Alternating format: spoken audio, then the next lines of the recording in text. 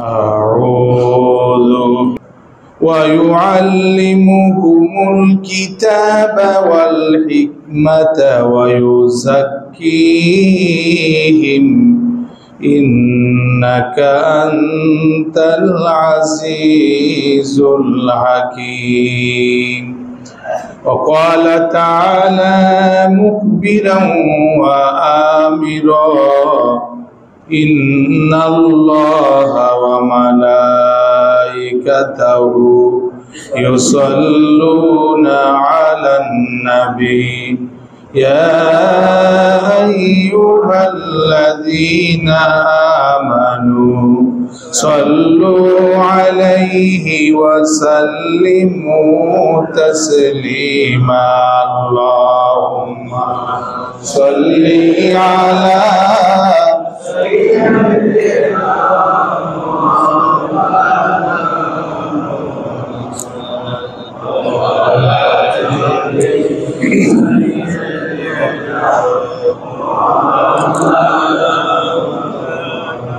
मोहब्बतेर साथे पढ़ेन अल्लाहुम्मा सल्ली आला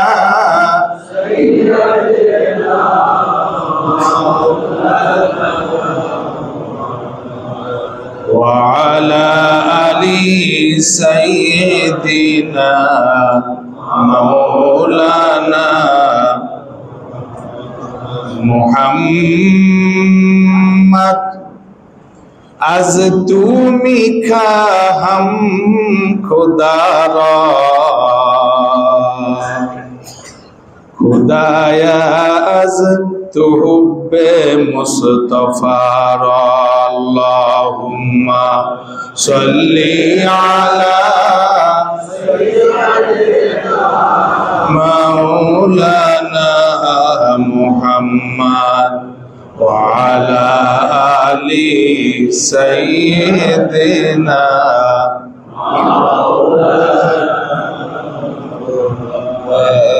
सुब्हानक ला इल्म लना इल्ला मा अल्लमतना इन्नका अंतल अलीमुल हकीम.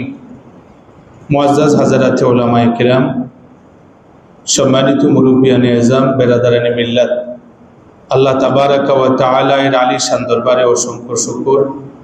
রব্বুল আলামিন পবিত্র জুমার দিনে মেহেরবানি করে আমাদেরকে যথাসময়ে হাজির হওয়ার সুযোগ করে দিয়েছেন। আল্লাহ তাআলার শাহী দরবারে খুশি হয়ে শুকর আদায় করে আওয়াজ দিয়ে বলি আলহামদুলিল্লাহ। আমরা একখানা হাদিসের উপর বেশ কিছুদিন আলোচনা করে আসলাম। আজকে এই হাদিসের উপর কথা সমাপ্তির দিকে নিতে চাচ্ছি। পরবর্তীতে ইনশাআল্লাহ আমরা আরো জরুরি কিছু বিষয়ের দিকে ঢুকব। হাদিসের আজকের অংশ হলো হযরত ওসমান রাদিয়াল্লাহু তাআলা আনহু বলেছেন, ওহুব্বা ইলাইয়া মিনাদ দুনিয়া সালাস, এই পৃথিবীতে আমার কাছে তিনটি জিনিস সবচাইতে বেশি প্রিয়। ইশবাউল জিয়ান, কাসওয়াতুল আরিয়ান ওয়া তিলাওয়াতুল কোরআন। নিরন্ন ক্ষুধার্ত ব্যক্তিকে খাবার দেওয়া, বস্ত্রহীন ব্যক্তিকে বস্ত্রের ব্যবস্থা করে দেয়া, আর বেশি বেশি কোরআনে হাকিম তেলাওয়াত করা। তিনটির মধ্যে কোরআনে কারিম তেলাওয়াত দিয়ে আমরা শুরু করতেছি, বাকি দুটো আজকে ইনশাআল্লাহ আমরা মোটামুটি কথা বলবো। আল্লাহ রাব্বুল আলামিন আমাদেরকে তৌফিক দান করেন খুলুসিয়তের সাথে বলার, মনোযোগ দিয়ে শ্রবণ করার, বক্তা শ্রোতা সকলকে আমল করার তৌফিক দান করেন। সম্মানিত হাজরিন, অনেকে মনে করে যে কোরআন শরীফের যদি অর্থ না বোঝে তাহলে তরজমা না বুঝলে তেলাওয়াত করে কি লাভ। এই ধারণাটা একদমই ভুল। কোরআন শরীফকে এত অল্প পরিসরে পরিমাপ করা যায় না।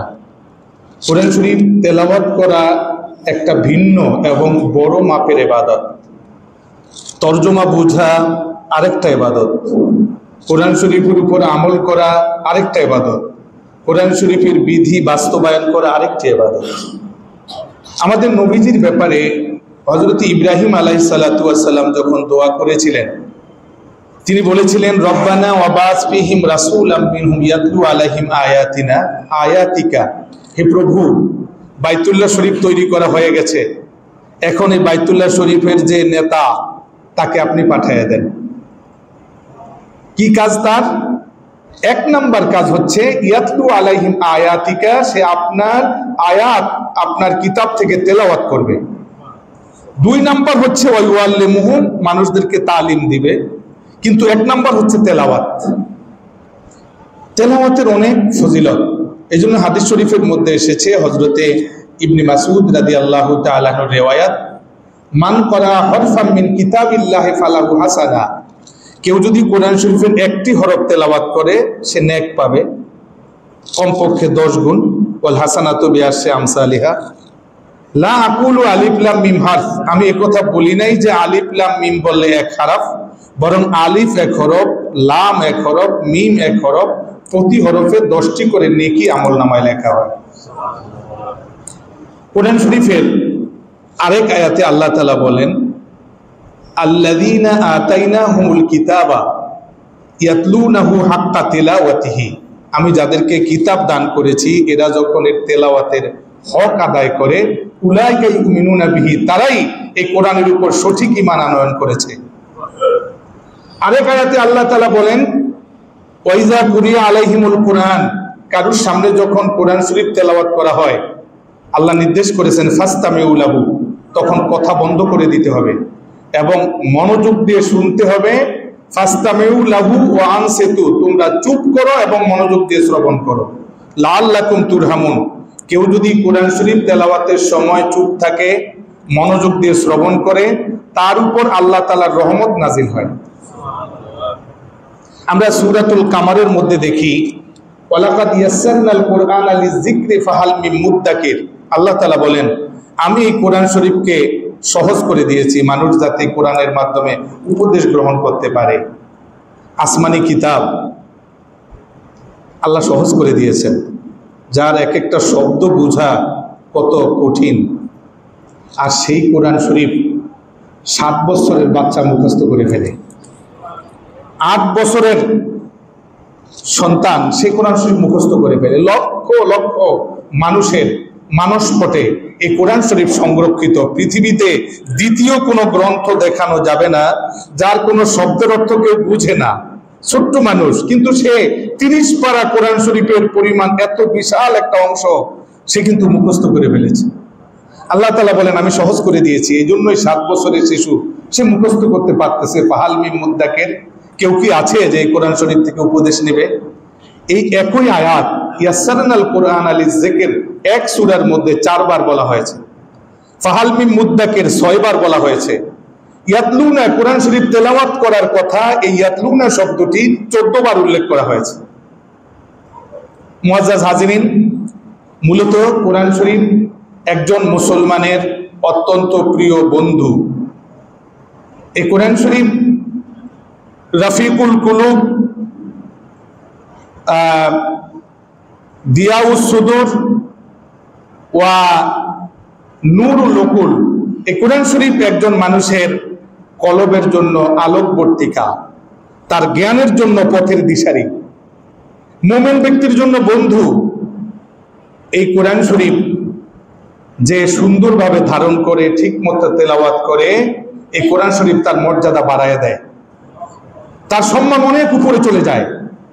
আমাদের রাসূল সাল্লাল্লাহু আলাইহি ওয়াসাল্লামের কাছে হযরতে জিবরাইল আমিন যখন কোরআন নিয়ে আসতেন, তখন রাসূল সাল্লাল্লাহু আলাইহি ওয়াসাল্লাম সাহাবায়ে কেরামকে তেলাওয়াত করে শোনাতেন।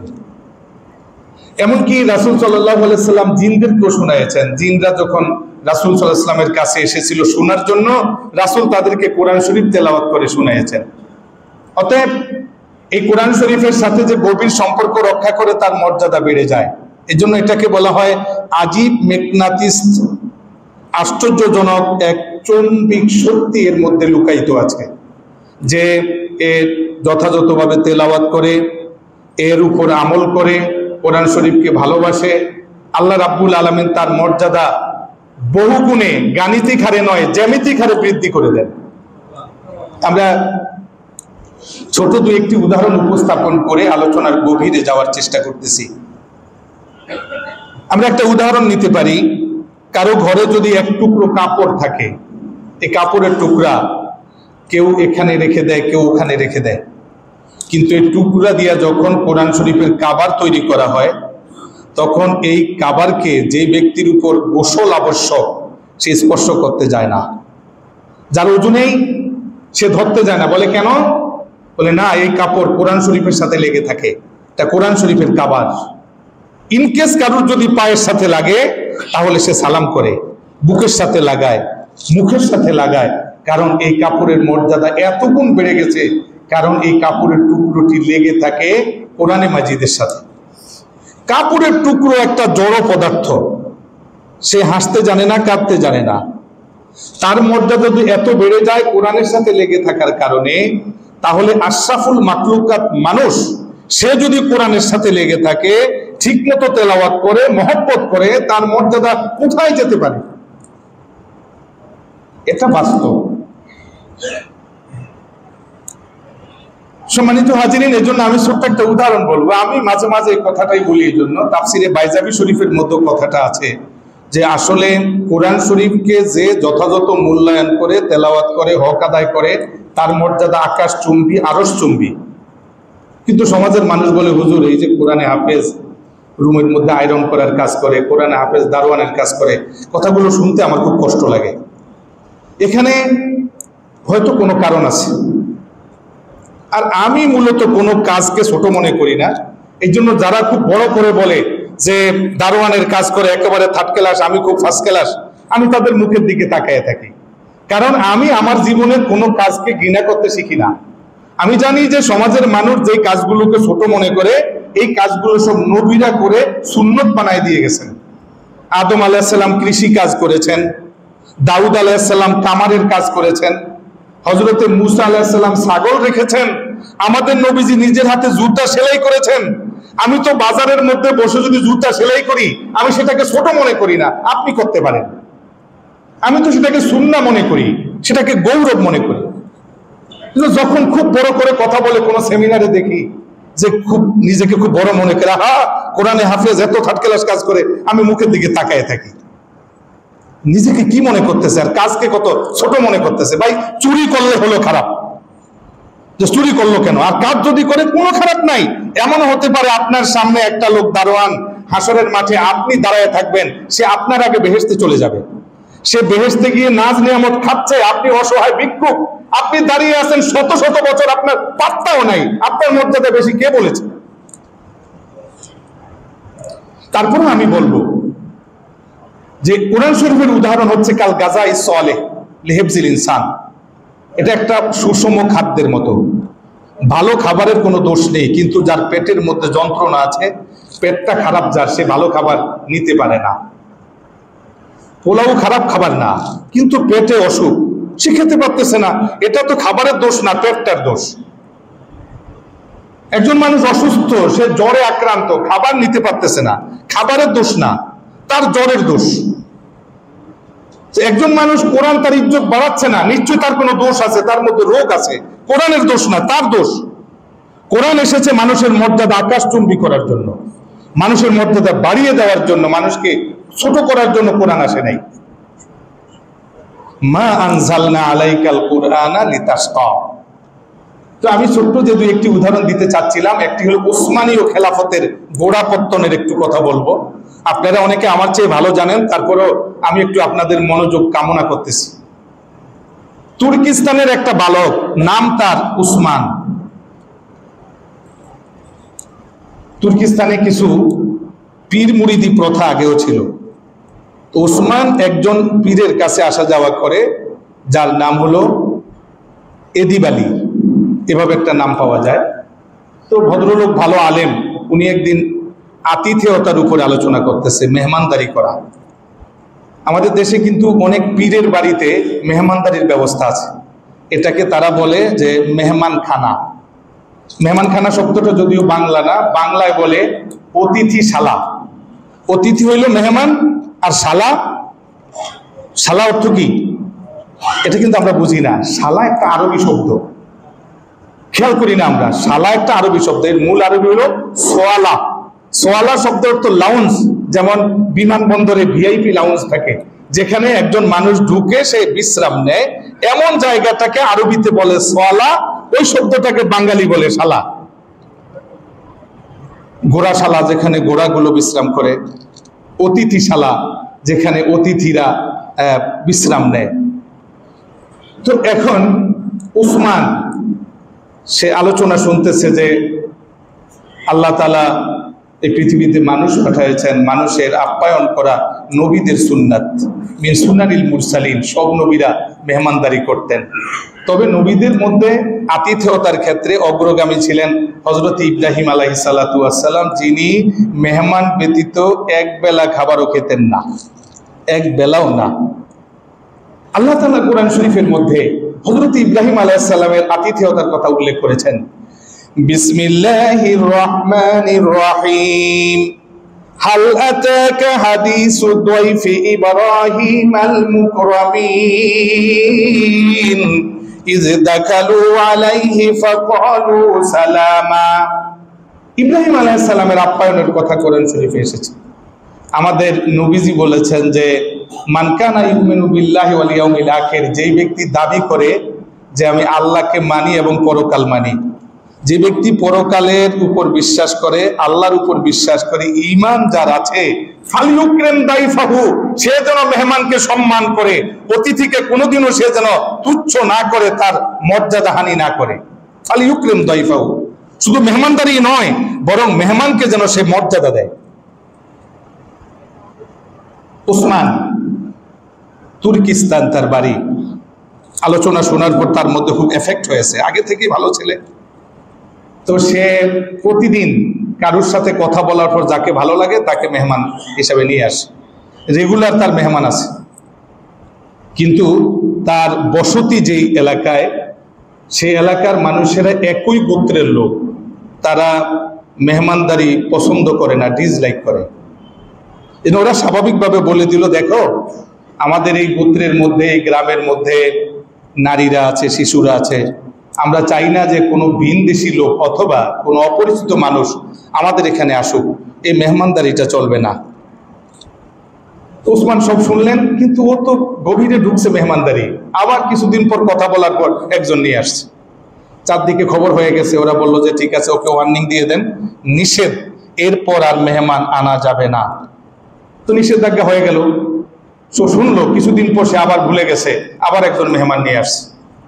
এবার এলাকার লোকেরা একটা বৈঠকে বসেছে, তারা সিদ্ধান্ত নিল এরপর যদি মেহমান নিয়ে আসে তাকে, ওকে তাহলে প্রহার করা হবে, এরপরে দেশান্তরিত করা হবে, এলাকা থেকে তাকে তাড়িয়ে দেওয়া হবে, অথবা তাকে প্রাণে নাশ করে দেওয়া হবে, শেষ করে দেওয়া হবে। ঠিকই কিছুদিন পর সে আবার মেহমান নিয়ে আসছে। লোকজন তাকে যথেষ্ট মারপিট করেছে। এরপরে বলল যে এই মুহূর্তে তোমাকে চলে যেতে হবে, না হয় আমরা হত্যা করব। চলে যাবে, কোথায় যাবে? তো অনেকক্ষণ পরে মনে উঠলো যে সে ওই ইদেব আলীর দরবারে যাবে, তার পীর সাহেবের দরবারে। 6 কিলোমিটার দূরে প্রায়। সেখানে গিয়ে উঠলেন, উনি সব শুনলেন। শোনার পরে বললেন যে বাবা, তুমি আজকে মেহমানখানায় বিশ্রাম নাও, আগামী দিন সকালে সিদ্ধান্ত হবে কি করা যায়। তো সে রাত্রে ঘুমাচ্ছে। নাম উসমান, যার নামে উসমানীয় খেলাফত।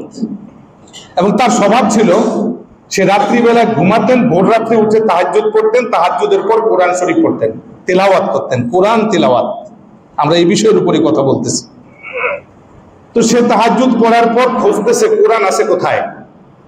পরে আলমিরার মধ্যে একখান কোরআন শরীফ পাওয়া গেল, কিন্তু লক্ষ্য করে দেখে কোরআন শরীফ যেই দিকে ছিল সেই দিকে পা দিয়ে সে রাত্রে ঘুমায়েছে। আর সহ্য করতে পারে নাই, কান্নায় ভেঙে পড়েছে যে মাবুদ, আমি তো নাফরমান হয়ে গেছি, সারা রাত্র বেয়াদবি করেছি, কোরআন শরীফ যেই দিকে সেদিকে আমি পা রেখে ঘুমাইছি। একবার মুখের সাথে লাগায়, আবার মুখের সাথে, আবার চোখের সাথে, আবার কাঁদতেছে। এদিকে সে কান্না করতেছে, ওইদিকে তার পীর সাহেব রাত্রে স্বপ্নে দেখতেছে যে ওসমানকে বের করে দাও, কারণ সে কোরআনকে ভালোবাসে, তার মর্যাদা বাড়িয়ে দেওয়া হয়েছে। এসে দেখে যে উসমান কাঁদতেছে। তুমি কাঁদো কেন? বলে আমি তো নাফরমান হয়ে গেছি, বেয়াদব হয়ে গেছি। কেন? যে আমি তো বুঝতে পারি নাই কোরআন শরীফ যেই দিকে ওই দিকে আমি পা রেখে ঘুমাইছিলাম। কাঁদতেছে। বলে ঠিক আছে, আমি একটা স্বপ্ন দেখেছি, তুমি বেরিয়ে যাও, আল্লাহ তোমার মর্যাদা বাড়ায় দিবে। আসলাম আপনার কাছে, আর তো কোনো জায়গা নেই, আপনিও বের করে দিবেন? হ্যাঁ, বেরিয়ে যাও। বেরিয়ে গেছে। একটু যাওয়ার পর দেখে যে 10-12 জন লোক যুবক, ওরা সিদ্ধান্ত নিয়েছে যে আমাদের জীবনটা দিন ইসলামের উপর চলবে এবং আমরা এই দিনের উপরে কাজ করার জন্য বেরিয়ে যাব। কিন্তু এই 10 জনের মধ্যে একজন নেতা হবে, আমির। কে যে নেতা হবে কেউ রাজি হয় নাই। পরে সিদ্ধান্ত নিল আগামী দিন ফজরের পর প্রথম যাকে দেখব তাকে আমরা এই প্রস্তাব করব।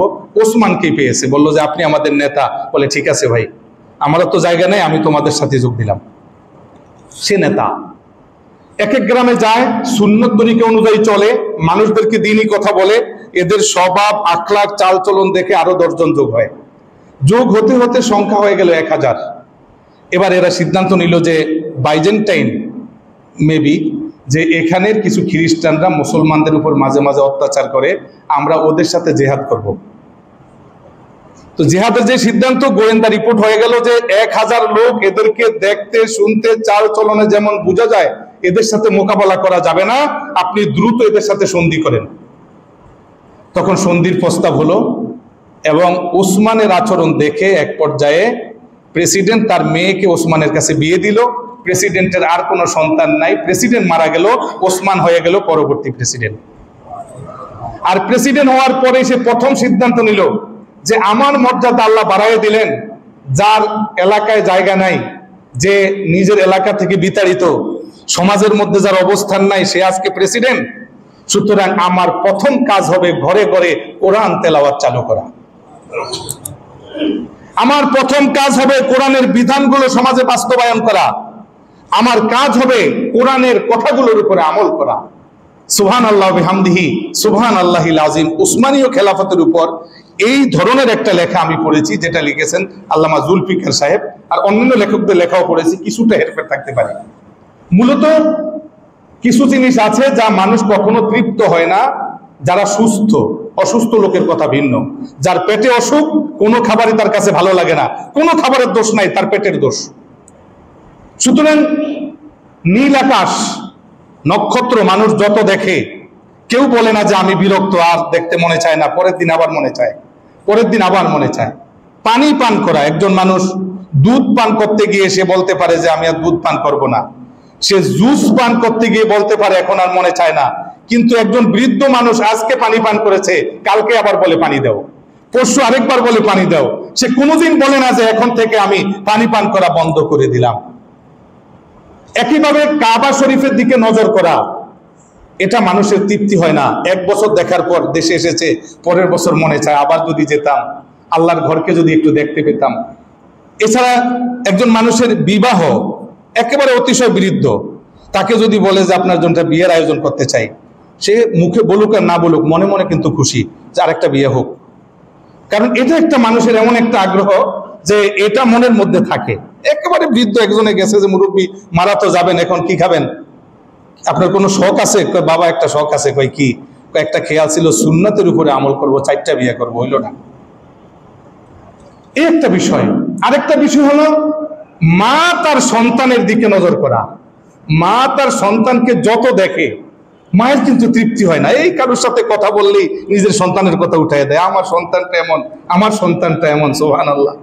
আর 6 নাম্বার হলো কোরআন শরীফ তেলাওয়াত। জীবনভর একজন হাফেজ কোরআন শরীফ পড়তেছে, দিন রাত পড়তেছে, আবার মনে চায় কোরআন শরীফ পড়ি।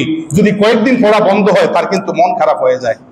এই জন্যই ওলামায়ে দ্বীন বলেছেন যে কোরআন তেলাওয়াত যার মনে চায় না, বুঝতে হবে সে একজন রোগী, তার ট্রিটমেন্ট করা দরকার। জরুরিভাবে আধ্যাত্মিক ডাক্তারের কাছে নিয়ে যাওয়া দরকার, যে এত লক্ষণ খারাপ, এত ইমানের মধ্যে ত্রুটি দেখা দিয়েছে।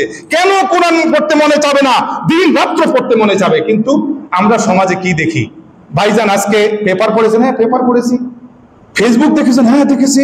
টেলিভিশন তাও দেখেছি, সব দেখেছি। কোরআন দেখেছেন? তো তা তো দেখি নেই। মানে এর কাছে একটা খবরের কাগজের সমান কোরআন শরীফের দাম নাই। নাউযুবিল্লাহি মিন যালিক।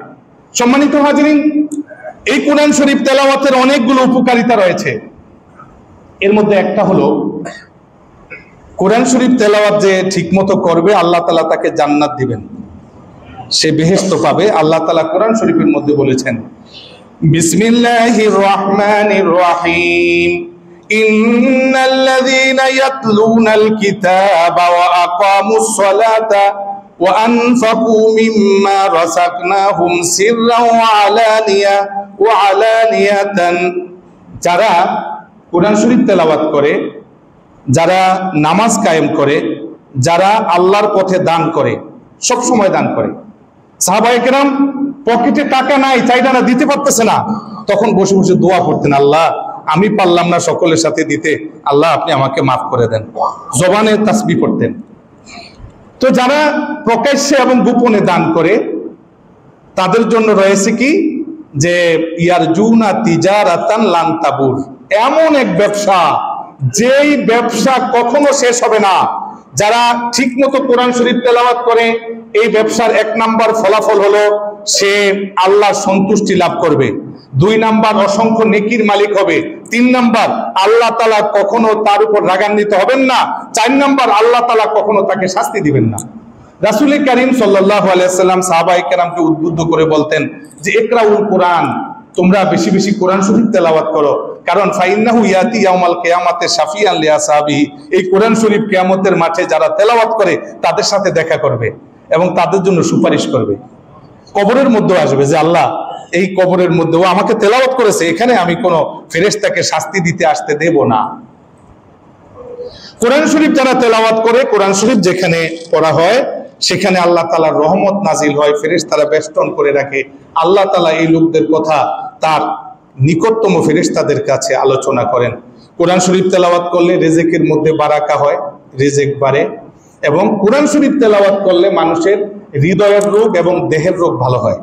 এই সম্বন্ধে আমি একটা হাদিস বলে সামনে যাব। আমি এখন যে হাদিসটি বলতেছি, এই হাদিসটির শিরোনাম হলো বাবু রুকিয়াতিল হাইয়াতে ওয়াল আকরাব। হাদিসটি লেখা আছে বুখারী শরীফ 2য় খণ্ড 855 পৃষ্ঠায়।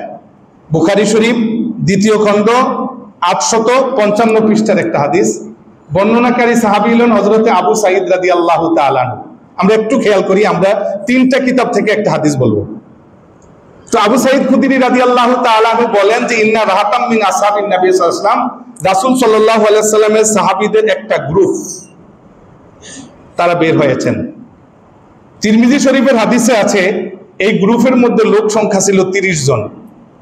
ইবনে মাজাহ শরীফের হাদিসের মধ্যে আছে যে এই 30 জনই ছিলেন সাওয়ারি অবস্থায়, তাদের বাহন আছে।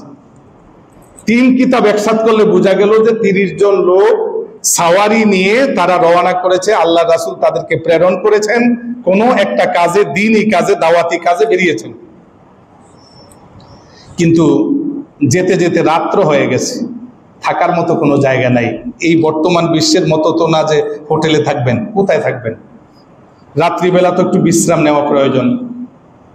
তারা সিদ্ধান্ত নিল যে আমরা একটা কাজ করি, এখানে কিছু ঘরবাড়ি দেখা যায়, তাদের কাছে আশ্রয় নেই।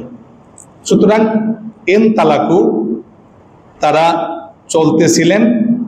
তো হাত্তা নাজালু বেহাইয়িন মিন আহিয়াইল আরব, আরবের একটা গোত্রের কাছে তারা গেলেন। ফাস্তাদাফুহুম, তাদের কাছে গিয়ে বললেন যে ভাই, আমরা আপনাদের মেহমান হতে চাই, এক রাত্র আমাদেরকে কিছু খাবার দিবেন আর থাকতে দিবেন। ওরা বলে জি না, আমরা মেহমান পছন্দ করি না, আপনারা গেট আউট। তো বলতেছে ভাই তাহলে বুঝতে পারছি আপনারা মেহমান পছন্দ করেন না, তো খেতে দিবেন না দরকার নাই, কিন্তু একটু থাকতে দেন, একটা রাত্র একটু থাকি। বলে জি না, আমরা মেহমান থাকতেও দেই না।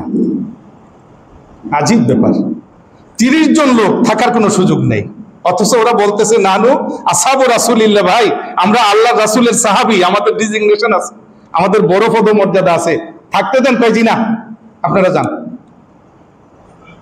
এরা আসতেছে, আকাশের দিকে তাকাইতেছে। এটা কিন্তু বুখারীর হাদিস, তিরমিজিতে আছে, ইবনে মাজায় আছে, অসংখ্য তাফসিরে আছে।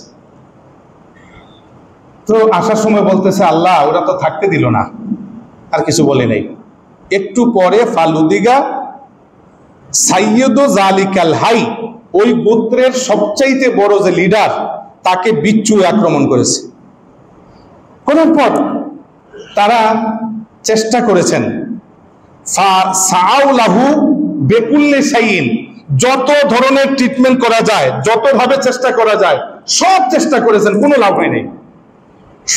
আরো অসুস্থতা বৃদ্ধি পাচ্ছে, সে আরো বেশি কষ্ট পাচ্ছে।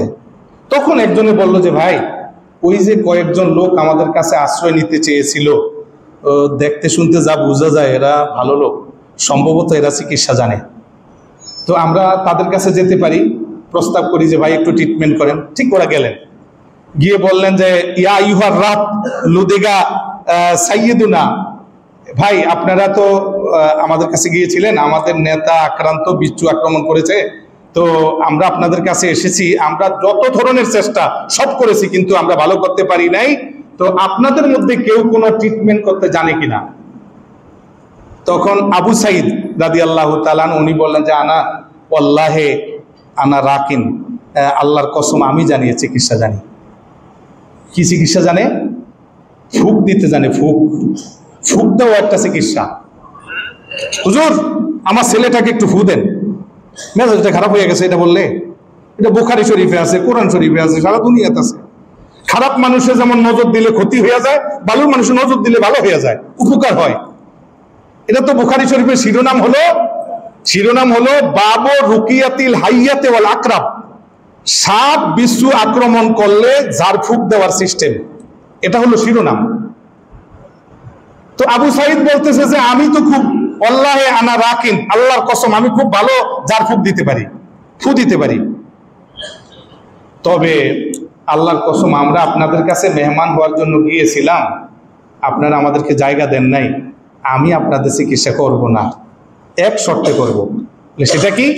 বলে সেই শর্তটা হলো যে আপনারা হাত্তা তাজালুল আনা জুলান, আমাদেরকে পারিশ্রমিক দিতে হবে, টাকার বিনিময়ে চিকিৎসা করব, না হয় করব না, ফুক দিব কিন্তু পয়সা দিতে হবে। একেবারে ক্লিয়ার বুখারীর হাদিস। তো ফাসালাহু, ওরা বলে ঠিক আছে কত দিতে হবে? পরে সিদ্ধান্ত হইল আলা কাতিইন মিনাল গানাম, এক পাল ছাগল দিতে হবে। এক পাল মানে হাদিসের ব্যাখ্যায় লিখেছে 30টা ছাগল যদি দেন তাহলে ফু দিব। ফু এত সোজা না, পানি ধরছেন আর ফু দিয়ে দিবেন, ফু এত সস্তা নাকি? সাহাবায়ে কেরামের ফু 30টা ছাগল দিতে হবে। ওরা রাজি হইল, ঠিক আছে 30টা ছাগল দিব। ফান তালাকা ফা জাআলা ইয়াকফুল ওয়া হুয়া ইয়াকরাউ, সে গেলেন এবং ওই নেতাকে সামনে আনা হলো এবং তিনি সুন্দর করে পড়লেন। কি পড়লেন? চমৎকার, বুখারী শরীফের মধ্যে আছে, আসেন না আমরাও পড়ি।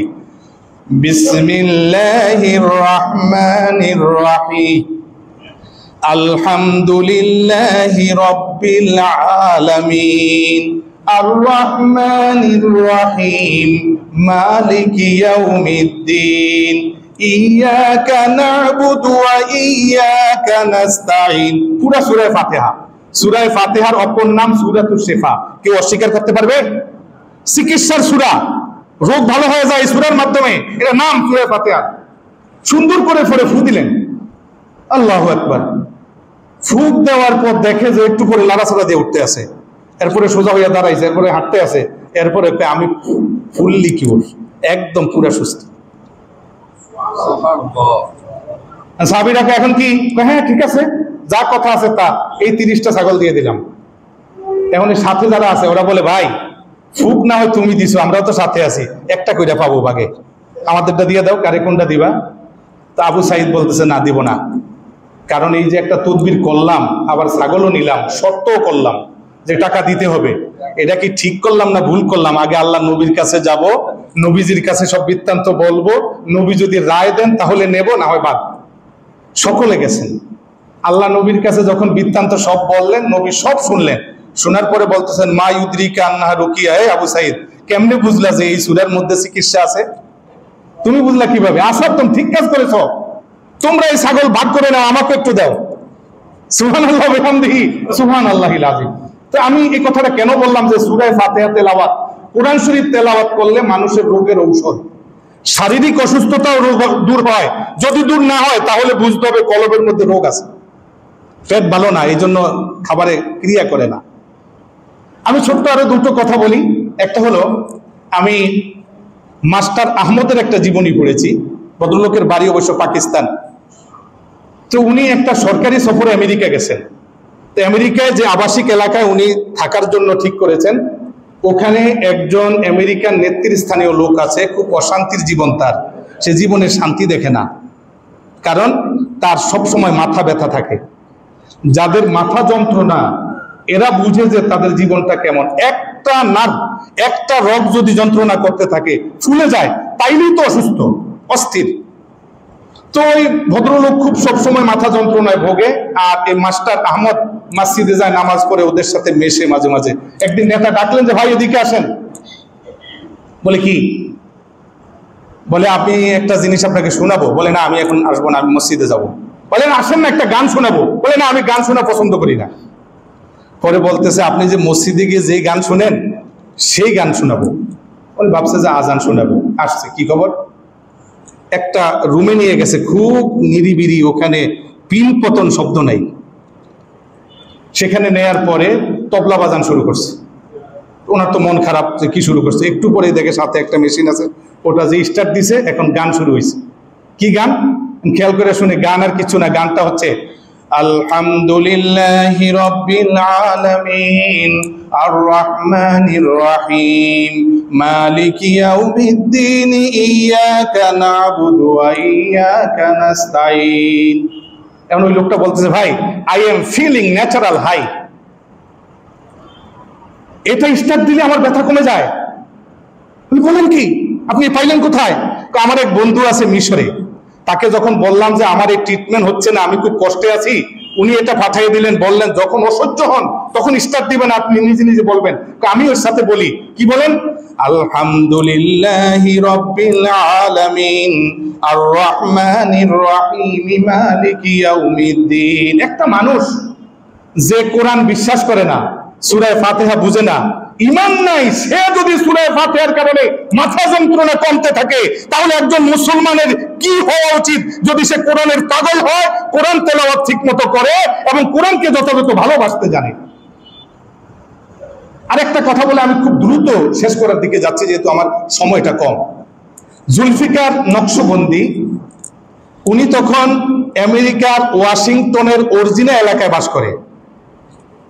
তো উনি বলতেছেন যে মুসলমানরা ওনাকে পেয়ে, উনি তো বিশ্বের মধ্যে ইসলামী বিশেষজ্ঞ কয়েকজনের একজন, তো কাছে গিয়ে বলতেছে যে হযরত আপনি তো একজন ভালো আলেম, আমাদের এখানে কাছাকাছি একটা জায়গায় প্রতি মাসে একটা সভা হয়, সেই সভার মধ্যে খ্রিস্টান পাদ্রী আসে, ইহুদি রেবাই আসে, হিন্দুদের পণ্ডিত আসে, দুর্ভাগ্য মুসলমানের কোনো প্রতিনিধি খুঁজে পাওয়া যায় না। এই কারণে মুসলমানদের উপর ওদের একটা ভুল ধারণা, ভ্রান্ত ধারণা বিরাজ করতেছে, একটু মেহেরবানি করে এই মাস থেকে আপনি একটু যাবেন। খুব ধরাধরি করার কোনো রাজি হলেন। একটা চেয়ারে বসে খ্রিস্টান পাদ্রী, আরেকটার মধ্যে বসে ইহুদিদের রেবাই, আরেকটার মধ্যে হিন্দুদের পণ্ডিত, আরেকটার মধ্যে মুসলমানদের আলেম জুলফিকার সাহেব বসা। তো উনি ইসলামী কথাগুলো নিজেই আবার সেটাকে কারেকশন করে দেয়। তো একদিন জুলফিকার সাহেব প্রস্তাব করলেন যে আগামী মাসের এজেন্ডা কি হবে সেটা আমি প্রস্তাব করতেছি। বলেন। বলে আগামী মাসের এজেন্ডা হবে প্রত্যেক ধর্মের ধর্মযাজক সে তাদের আসমানি কিতাব থেকে কিছু অংশ পড়বে, আর পড়ার পরে সে এর সামারিটা বলবে। ঠিক আছে, পরে নির্ধারিত তারিখ এসে গেল, সকলে বলল যে প্রস্তাব যেহেতু আপনার, আপনি আগে পড়েন। এখন জুলফিকার সাহেব ভাবলেন আমি কি পড়বো, তো মনে উঠলো সকল আসমানি কিতাবের নির্যাস হলো কোরআন শরীফ, আর কোরআন শরীফের 30 পারার নির্যাস হলো সূরা ফাতিহা। তো উনি সূরা ফাতিহা পড়লেন, পড়ার পরে ইংরেজিতে অনুবাদ করলেন। ওরা কিছু প্রশ্ন করলো, প্রশ্নের জবাব দিলেন। ইহুদি রেবাই ওনাকে খুব ভালোবাসে, ওনাকে দেখলেই বলে যে you always come with a different respective look, যে আপনাকে দেখি সবসময় লম্বা জামা, পাগড়ি, হাতে লাঠি, আমাদের মুসা নবীর মতো দেখে, এই জন্য খুব ভালোবাসে ওনাকে। এখন রেবাই সে ইংরেজি একটা বই নিয়ে পড়া শুরু করছে। তো উনি বললেন যে আমার একটা পয়েন্ট আছে। বলে কি? বলে সেটা হচ্ছে তাওরাত কিতাবটা কোন ভাষায় নাজিল হয়েছে? বলে ইব্রানি ভাষায়, হিব্রু ভাষায়। একটু আপনি দয়া করে হিব্রু ভাষায় পড়েন। উনি তো স্তব্ধ হয়ে গেছে, একদম শুনশান নীরবতা, কোনো আওয়াজ নেই। পরে খ্রিস্টান ধর্মযাজক সে বলতেছে ভাইজান আপনি জানেন না, আসমানি কিতাব যেই ভাষায় নাজিল হয়েছে সেই ভাষায় সারা বিশ্বে অনলি ফর ওয়ান একটা কিতাব অরিজিনাল অবস্থায় আছে, সেটার নাম হলো কোরআন শরীফ, দ্বিতীয় একটাও নেই। হিব্রু ভাষায় তাওরাত পড়ার ক্ষমতা কারণ নেই, ইনজিল যেই ভাষায় নাজিল হয়েছে পড়ার ক্ষমতা কারণ নাই। ওদের কাছে কিছু অনুবাদ আছে ইংরেজি ভাষায়, অন্যান্য ভাষা অরিজিনাল নাই। একমাত্র অরিজিনাল কথা তাওরাতের কথা, ইনজিলের কথা, জবুরের কথা অরিজিনাল অবস্থায় যদি থাকে একটা জায়গা আছে যা 7 বছরের বাচ্চাও মুখস্থ করে, আর সেটার নাম হলো কোরআন শরীফ। সম্মানিত হাজিরিন, আমরা খুব দ্রুত এগিয়ে যেতে হচ্ছে। হযরত ওসমান রাদিয়াল্লাহু তাআলা আনহু বলেছেন যে আমার 3টা শখ, এর মধ্যে একটা হলো বেশি বেশি কোরআন শরীফ তেলাওয়াত করা। এটা যে করে তার পরকাল যেমন উজ্জ্বল হয়, দুনিয়ার রোগ ব্যাধিও দূর হয়, সে দুনিয়া এবং আখিরাতে সফল হয়, ইজ্জত তার উপরের দিকে যেতে থাকে, আকাশচুম্বী ইজ্জত হয়। সুবহানাল্লাহ বিহামদি। আর কি? আর হচ্ছে যে অসহায় নিরন্ন মানুষদেরকে অন্ন দেওয়া। এর ছোট্ট ছোট্ট দুটো কথা যদি বলতে পারি ভালো হয়। একটা হলো আপনার মোজামুল বুলদান কিতাবের মধ্যে আছে, রাসূল সাল্লাল্লাহু আলাইহি ওয়াসাল্লাম বলেছেন যে নেমাল হাফিরু হাফিরুল মুজানি, সবচাইতে উত্তম কূপ হলো মুজানির কূপ। মদিনা শরীফে এই কূপটা আছে, এখনো আছে, হয়তো আপনারা কেউ দেখেছেন। মসজিদ নববী থেকে বের হইলে কিছু দূর গেলেই সামনে পড়ে। কূপটার অপর নাম হলো বীরে রুমা। এই কূপটা আল মারুফা বে আজুবাতে মায়হা, এই কূপের পানিটা খুবই মিষ্টি, এই জন্য এই কূপের অপর নাম জমজমুল মদিনা। মনে রাখতে হবে, এই কূপের অপর নাম মদিনার জমজম। এই কূপের অপর নাম মদিনার জমজম। স্বাভাবিক নাম বীরে রুমা, অপর নাম মদিনার জমজম। সুবহানাল্লাহ। সাহাবায়ে কেরাম হিজরত করার পর যখন মদিনার পানি পান করতে পারে না, একটা কূপের পানি মিষ্টি, এই কূপটা আজও আছে, আর অন্যান্য কূপগুলো নাই, এই একটা কূপই এখনো আছে। এবং এই কূপের পানি এখনো মদিনার মানুষেরা তাদের খেজুর গাছের মধ্যে শেষ করে দেয়। তো এখন এটা সামনে কিন্তু সাইনবোর্ড লেখা আছে, আমি সাইনবোর্ড দেখেছি, বীর ওসমান রাদিয়াল্লাহু আনহু। আল্লাহ রাসূল যখন বললেন মাইয়াশতারি বীরা রুমা ওয়ালাহুল জান্নাহ, আমি নবী আজকে বেহেশত বিক্রি করব, যে বীরে রুমা খরিদ করে মুসলমানের জন্য দান করবে, আমি নবী তার বেহেশতে জামিন হয়ে যাব। ওসমান রাদিয়াল্লাহু তাআলা অস্থির হয়ে গেলেন যে বীরে রুমা কিনতে হবে, কারণ তিনি তো সব সময় দান করার জন্য পাগল। ইহুদির সাথে দেখা করলেন, বললেন যে ভাই আমার কাছে কূপটা বিক্রি করেন। ইহুদি বলে না ভাই, এটা অনেক লাভ হয়, আমি গ্লাস নিয়ে বসে থাকি আর এক এক গ্লাস পানি বিক্রি করি, অনেক লাভ। রাজি নাই, রাফাদা, সে ওসমানকে ফেরত দিয়েছে। ওসমান চিন্তা করলেন কি করা যায়, একটু পরে বললেন ভাই তাহলে আমাকে শেয়ারে নেন, দুইজনে যৌথ ব্যবসা করি, একদিন আপনার একদিন আমার, অর্ধেক বিক্রি করেন। ইহুদির মাথায় ঢুকলো যে ওসমান রাদিয়াল্লাহু তাআলা আনহু অনেক বড় ব্যবসায়ী, এর সাথে ব্যবসা করলে ব্যবসা আরো বেশি হবে, কারণ এর আগের থেকে নাম। ঠিক আছে, অর্ধেক রাজি। কত দাম? 12,000 দিরহাম। অর্ধেক বিক্রি করা হলো। ইহুদি ভাবলেন যে ব্যবসা হবে বেশি, কিন্তু এরপরে দেখে ব্যবসা যা ছিল তাও নাই। ইহুদি একদিন ওসমান রাদিয়াল্লাহু তাআলা আনহুর দায়িত্বে, পরের দিন ইহুদির দায়িত্বে গ্লাস নিয়ে বসা, কেউ আসে না। তো অনুসন্ধান করলেন ব্যাপার কি, পরে শুনলেন যে ওসমান রাদিয়াল্লাহু তাআলা আনহু তার ব্যবসাটা আল্লাহর জন্য, আল্লাহর সন্তুষ্টির জন্য দান করে দিয়েছে। তিনি বলেছেন যেই দিন আমার ভাগে আসবে সেই দিন মুসলমান, ইহুদি, খ্রিস্টান যত মানুষ আছো সকলের জন্য ফ্রি করে দিলাম, খাবারের পানি, গোসলের পানি, উজুর পানি সব নিয়ে আসবা। তখন ইহুদি বললেন যে ভাই আমি বাকি অর্ধেকও বিক্রি করব। হযরত ওসমান বললেন যে এখন দাম তো একটু কম। কত? বলে 8,000 পেতে পারেন। বলে দেন। পুরা কূপটা ওসমান রাদিয়াল্লাহু তাআলা আনহু ওয়াকফ করে দিলেন। আল্লাহ তাআলা এমন ভাবে কবুল করলেন, সেই কূপের গাছ যখন বড় হলো সেখানে 15,500 খেজুর গাছ বড় হলো, এবং এই খেজুর গাছ থেকে বছরে খেজুর বিক্রি করে যে টাকা আসে সেটা বর্তমান হিসাবে আপনার 50 million Saudi Real. 50 million Saudi Real আসে এক বছরে। এর 4 ভাগের 1 ভাগ মসজিদে নববীর খেদমতে, গরিব এতিম মিসকিনের খেদমতে ব্যয় হয়। বাকিটা একত্র করে মদিনায় 5 স্টার হোটেল, এই হোটেলের বিদ্যুৎ বিল সহ সবকিছু ওসমান রাদিয়াল্লাহু তাআলা আনহুর নামে পরিশোধ করা হয়, এবং এর আয় ব্যয় থেকে গরিবের খেদমত করা হয়। আমার আল্লাহ যদি কারোর খেদমত কবুল করে তাহলে কত বছর পর্যন্ত খেদমত চলতে পারে? সুবহানাল্লাহ বিহামদিহি। ওসমান বলেছেন এটা আমার সব গরিবের খেদমত করা, আল্লাহ তার সব কবুল করেছেন। একেবারেই সময় কমে গেল, আর 2টা মিনিট বলি। আমার রাসূল সাল্লাল্লাহু আলাইহি ওয়াসাল্লাম ঈদে যাবেন, মা আয়েশা বলতেছেন হুজুর ঈদে তো যাবেন, কিছু দিয়ে যান, টাকা দিয়ে যান। নবীজি বললেন যে টাকা নাই। হুজুর আমার জন্য না, ঈদের দিন যাদের স্বামী নাই ওরা আসবে, এতিমরা আসবে, এতিম নবীর বাড়িতে কি দিব সামনে, একটু তো মিষ্টান্ন দেওয়া প্রয়োজন, দিয়ে যান। নবীজি বলেন নাই, চলে গেছেন। ঈদের নামাজ পড়ে নবীজি আসতেছেন আর মনে মনে ভাবতেছেন কিছু দিতে পারলাম না। কাছাকাছি এসে দেখেন এতিমরা কাতার দিয়ে বসে খাচ্ছে, বিধবারা এসেছে, সারা বাড়িতে খাবারের ঘ্রাণ পাওয়া যাচ্ছে। আয়েশা খাবার আসলো কোত্থেকে? মা আয়েশা বললেন যে ইয়া রাসূলুল্লাহ আপনারা ঈদে যাওয়ার পর ওসমান রাদিয়াল্লাহু তাআলা আনহু উটের পিঠ বোঝাই করে খাবার প্রত্যেকের বাসায় বাসায় পাঠাইছেন, আর বলে দিলেন সন্তানের পক্ষ থেকে মায়ের জন্য ঈদের হাদিয়া।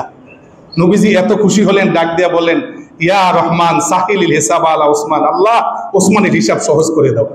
এই জন্য আমার নবীজি বলেছেন আমি বেহেশত আর দোজখ দেখতে গিয়েছি, অধিকাংশ ধনী মানুষ জাহান্নামে, কারণ এদের পকেট থেকে 4 আনা বের হয় না। শুধু তাদেরকে দেখেছি বেহেশতে ধনী মানুষ যারা ডান দিকে দান করে, বাম দিকে দান করে, সামনে দান করে, পিছনে দান করে, সদকা করে, খরচ করে, ফরজ দান, নফল দান, সুযোগ পাইলে 1 টাকা হইলেও দান করে, যে এই কাফেলায় আমি থাকবো, আমি এখানে মাহরুম হব না। সুবহানাল্লাহ বিহামদিহি সুবহানাল্লাহিল আযীম।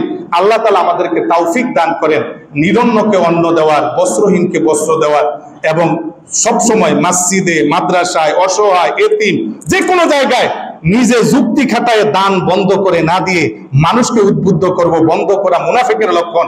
নিজে দান করব, অন্যকে দানের প্রতি উৎসাহ দিব। আল্লাহ তাআলা তৌফিক দান করেন, আমিন।